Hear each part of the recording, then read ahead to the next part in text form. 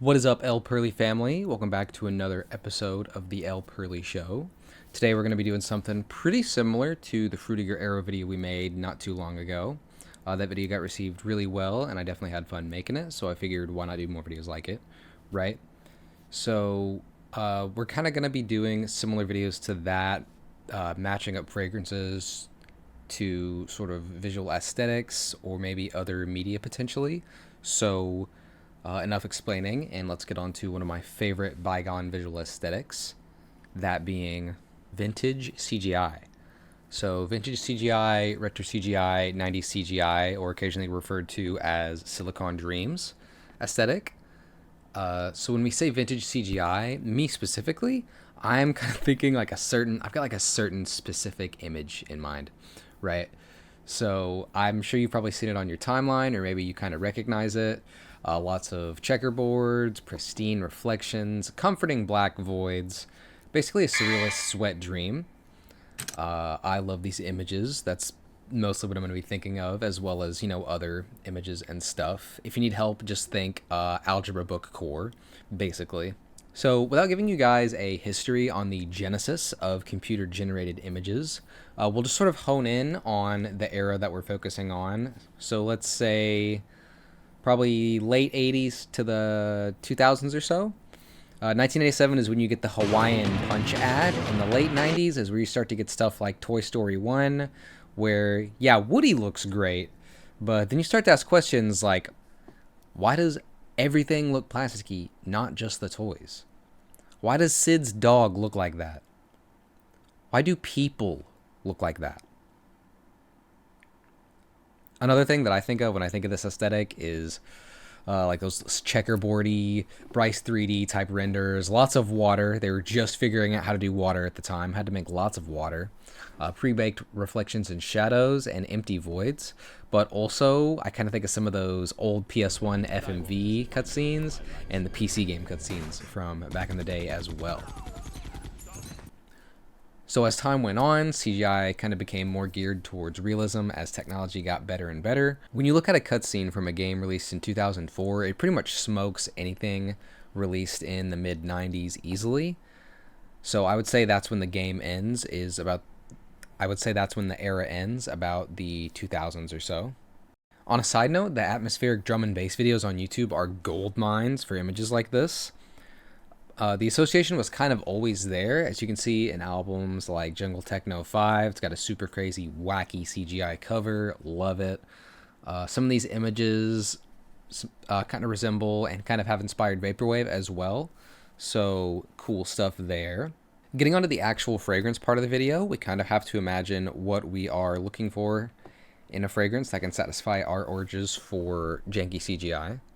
I would say that we will need something metallic on account of the metallic look that a lot of these images have. Yet we also kind of want something that can convey the emotion of nostalgia, which is a bit more difficult to pin down. Like I said in the last video, I think every person sort of has a different idea in mind of what nostalgia should be. So I think the nostalgia scent is a little bit more hard to pin down compared to something like the Fruit of Your Arrow video, but we will try our best.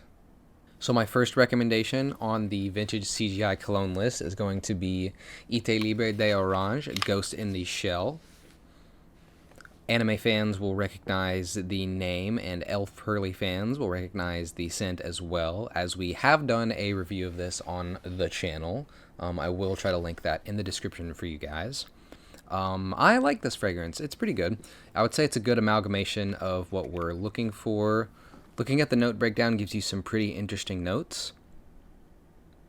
Most notably, milk and human skin is what will stick out the most. I'll say what I said in my other review, is that I think you could title this Baby's Breath or something similar and it would be appropriate. Not to say it doesn't perform on its initial science fiction offer, because at times the milky slash human skin note is inescapable, giving you sort of the feeling of wearing someone's skin, like an android or something. Plus, the metal and plasticky notes are kind of there. Definitely very milky, though. Pretty much it's a themed white floral is how I would describe it. It's not dark or brooding at all, which isn't bad. I like it. I'll say that again. For the price, it's not bad. I think it's definitely unique and could be worn by men or women. It's definitely worth a try if you like clean, air quotes, I dropped the cardboard, air quotes on clean. If you like clean style fragrances and want to try something new, I would try this. The yuzu in this smells really pleasant. The jasmine in the mid notes sort of ties it together with the milk. I don't really get the moss too much. I think that's sort of a thing with Eldo fragrances, is that they all have moss, and I don't smell moss on any of them. But, oh well, not a deal breaker. Overall, would recommend Ite Libre de Orange, Ghost in the Shell. This one doesn't have crazy longevity, but still good. Still would give it a solid recommendation. So moving on to another Ite Libre de Orange fragrance. This one I've not personally tried, unfortunately, but I did think I should include it on the list. It is quite polarizing, but I do think it deserves a mention. That being Fat Electrician Semi-Modern Vetiver from Eldo. Like I said, I have not tried this one, but it is very interesting. It is inspired by its namesake, a washed-up fat electrician, is literally the description it gives you. Judging what I've read about it, it comes across as a woody and sweet, spicy, gourmand-style fragrance that sort of reminds you of rubber and burnt electrical wires, which would definitely fit our bill for retro CGI specifications, right? I think looking at the note breakdown, I can imagine the chestnut cream in this would be where some of the dust association smells like this, kind of like in Eldo Frustration, which I have done a review on that as well. The sort of chestnut in that is where I think a lot of the dust association I got from it was from, but it wasn't too bad, honestly. So I would be interested to try this. I was reading some reviews on it, and it said there was sort of varying... People weren't too impressed with the longevity of this, but given the fact that it's meant to smell like burnt electrical wires and rubber, maybe you should be thankful it's going to stick a little bit closer to your skin. I think maybe that's better. Fat Electrician and Android in the Shell were basically my designer picks for 90s CGI fragrances. I don't like picking stuff that's super obscure or from houses that I haven't tried yet. But moving on to some cheaper options, these are aimed at sort of capturing the scent of the era as opposed to trying to smell like the trippy 90s images, if that makes sense to you guys. Honorary mention to Azzaro Chrome for the obvious name similarities. Everything in the future is chrome, right? And for being a huge powerhouse cologne of the 90s. However, Chrome and its flankers generally lean towards generic 90s freshy, so I don't really know whether or not to recommend them in this concept, since I don't think anything really qualifies them for a 90s CGI fragrance besides Chrome in the name. But moving on from Azzaro, I am going to put Calvin Klein Eternity on this list for also being a 90s powerhouse. I feel like this is kind of a weird pick. I can't really describe it, but this one is much more befitting of being on the 90s CGI fragrances list than a generic freshie like Azzaro Chrome. I don't own this one, but I've smelled it a few times. I'll show the note breakdown up here. It is definitely sort of a weird one to describe. It's almost like it's an almost sweet, more sour floral with a lot of Old Man Musk vibes. Make no mistake, this is definitely a dad or like an uncle fragrance, which is why it's on here. The 90s were 30 years ago, so a lot of the stuff from this era will smell dated because it's mostly worn by old people. That's just plain and simple. I think this has a very pleasant scent. It reminds me of 90s CGI in a weird way.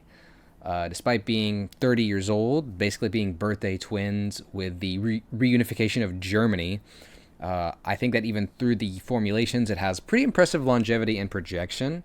Plus, on account of its age, it is incredibly cheap.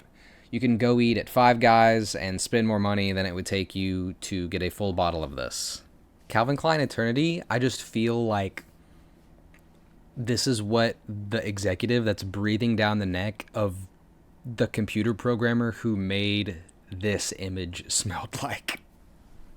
Does that make sense? Does that make sense to anybody? Last up on our list, this is another clean smelling fragrance from the 90s.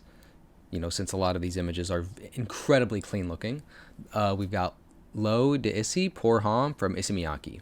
This is another, I probably said that awfully, I'm so sorry. But this is another mid 90s powerhouse that I feel is appropriate enough for our list today. It's pretty much described as a citrusy ish, white floral ish type fragrance. Having smelled it myself, I would mostly agree. The yuzu, maybe the yuzu in the top notes is sort of tricking my brain into reminding me of some of the other Eldo fragrances that have yuzu in the top notes. But I think L'Eau d'Issy is a solid choice for the list. The too clean vibe of the fragrance reminds me of those impossible reflections you see in a lot of those vintage CGI images. Like, how do you keep your floor this clean? Is it some kind of magical future floor cleaner? If it was, I would imagine it would smell like L'Eau d'Issy by Issey Miyake. Or if you can't use your imagination, we can just go with the logic that it's because this fragrance is a 90s powerhouse fragrance that the computer guys, or maybe the fat cats we mentioned earlier, the fat cat executives, smell like L'Eau d'Issy. But yeah, I think this is a good pick for the list. I think the amber and tobacco notes do well to keep it smelling too much like an industrial floor cleaner. It really is a pleasant and clean smell. Longevity isn't great, but it's a dirt cheap bottle from the 90s. You can swim in it for how cheap it is, so we can't set our expectations too high on that one. That is pretty much going to be it for the vintage CGI cologne video today, you guys. Thank you for watching. As always, this one took a little bit more digging than the Frutiger Arrow video, so I really hope you all enjoyed. I am going to be making another video in this series. Next one up is going to be Vaporwave fragrances, so stay tuned for that. That will be the next longer style video that I make. After that, I will definitely probably continue to try to make videos in this sort of aesthetic fragrance series. We're just sort of going over like maybe other medias or other visual styles, stuff like that. I am enjoying making long form content. Hi, puppy. So if you guys have any suggestions on what you'd like to see or criticism on the video, make sure to leave them on the comment section down below. And as always, thanks for watching. Till next time.